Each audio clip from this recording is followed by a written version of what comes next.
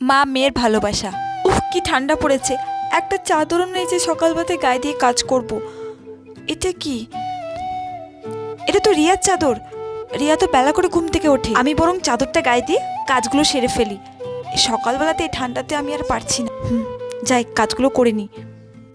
দিদি, তুমি আমার চাদর গায়ে দিয়েছো কেন? আমার চাদরটা তো ছিঁড়ে গেছে। সকালবেলায় খুব ঠান্ডা লাগছিল, তুই তো বেলা করে ঘুম থেকে উঠিস, তাই ভাবলাম। হ্যাঁ, তাই ভাবলে আমার চাদরটা গায়ে দিয়ে নোংরা করবে?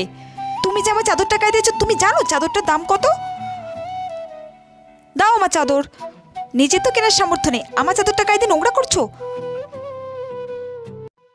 মা, আমি তোমার জন্য একটা জিনিস এনেছি। কি রে মা, কি জিনিস এনেছিস? চাদর? এ তো অনেক দাম, তুই এত টাকা কোথায় পেলি? তুমি আমাকে টিফিনের জন্য যে টাকাটা দাও না, ওইটা জমিয়ে আমি এটা এনেছি। আমার মানু কত বড় হয়ে গেছে, মায়ের কষ্ট বুঝতে শিখে গেছে। এর সাথে প্লিজ সাবস্ক্রাইব করে যেও।